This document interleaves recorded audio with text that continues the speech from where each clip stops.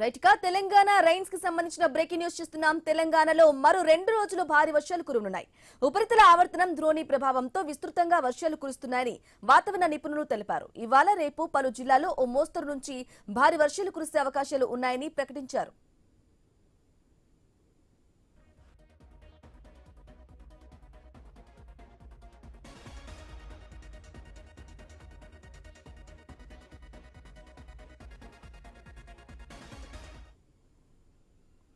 ఇక హైదరాబాద్ ను వర్షాలు ముంచెత్తుతున్నాయి. 24 గంటల వ్యవధిలో ముషిరాబాద్ లో 18.4 సెంటీమీటర్ల వర్షం కురిసింది.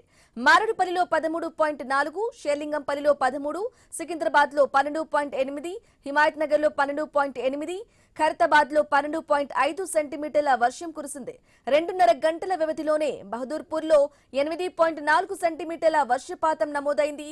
ఇక చార్మినార్, నాంపల్లి, కాప్రా, బండ్లగూడలో దాదాపు 6 సెంటీమీటర్ల వర్షం కురిసింది. ఖైరతాబాద్, ఆసిఫ్ నగర్, అల్వాల్లో సరిసరిన 5 సెంటీమీటర్ల వర్షపాతం నమోదైంది.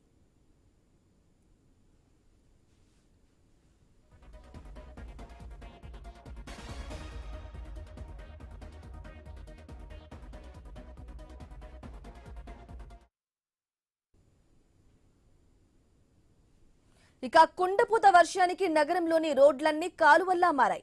వాహనదారులు తీవ్ర ఇబ్బందులు పడ్డారు. కాలనీలు చెరువులను తలపిస్తున్నాయి. ఇళ్లలోకి నీరు చేరటంతో పలు ప్రాంతాల్లో ప్రజలు అల్లాడుతున్నారు. ముషిరాబాద్ ప్రాంతంలోని పలు కాలనీలు 2 రోజులుగా ముంపులోనే ఉన్నాయి. గాంధీనగర్, అశోక్ నగర్, హిమాయత్ నగర్ లోనూ కొన్ని అపార్ట్మెంట్లు సలార్లు మునిగాయి.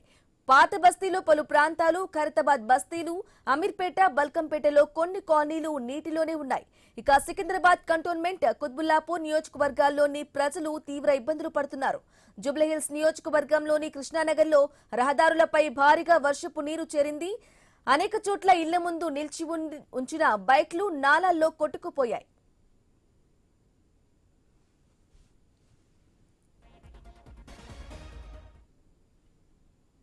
ఇక నాలాల నిర్వహణ సక్రమంగా లేకపోవడమే ఈ దుస్థితికి కారణమని నిపుణులు అభిప్రాయపడుతున్నారు. నివాసాల్లో వరద ఇంకే ఏర్పాట్లు ఎక్కడా లేవు. ఇళ్లపై కురిసే వర్షమంతా రోడ్లపైకే వస్తుంది. మరోవైపు అవసరాలకు సరిపడా వరద కాలువలు నిర్మించలేదు. ఉన్న వాటిలో పూడిక తీయకపోవటం, ఆక్రమణలు పెరిగిపోవటంతో కుచించుకుపోయాయి. వరద వచ్చినప్పుడు తీవ్రత తగ్గించడానికి ఏర్పాటు చేసిన భూగర్భ ట్యాంకులు సైతం నామమాత్రంగా మారాయి. రైట్ గా ఇదే విషయానికి సంబంధించి లేటెస్ట్ అప్డేట్స్ అందించడానికి మా ప్రతినిధి ప్రవీణ్ ఫోన్ ఇన్ ద్వారా అందిస్తారు. ప్రవీణ్, చెప్పండి, తెలంగాణలో మరో 2 రోజుల పాటు వర్షాలు ఉంటున్నట్లుగా తెలుస్తుంది. అప్డేట్స్ ఏంటి? బ్రహ్మణి, అయితే అల్పపీడన ద్రోణి ప్రభావం వలన గత 2 రోజుల నుండి వర్షాలు కురుస్తున్నాయి. రాబోయే 2 రోజులు కూడా తెలంగాణ వ్యాప్తంగా భారీ వర్షాలు ఉంటాయి అంటూ కూడా చెప్పడం జరిగింది. కొన్ని జిల్లాలకు అయితే ఎల్లో అలర్ట్ కూడా జారీ చేసిన నేపథ్యంలో ఇటు జిహెచ్ఎంసీ పరిధిలో కూడా అయితే రానున్న మరో 2-3 గంటల్లో భారీ వర్షాలు కురిసే అవకాశం ఉంది అంటూ కూడా చెప్తూ ఉన్నారు.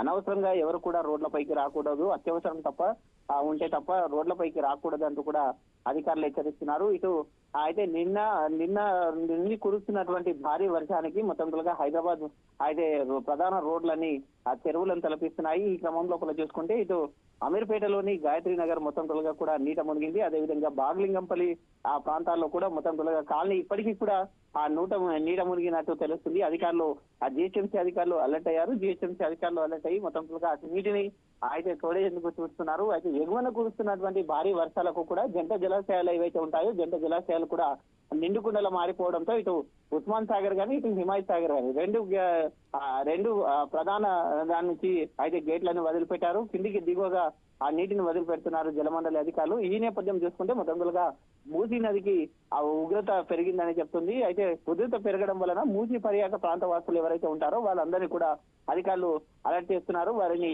సురక్షిత ప్రాంతాలకు తరలించేందుకు కూడా ఏర్పాట్లు చేస్తున్నారు. Right Praveen, thank you for the updates.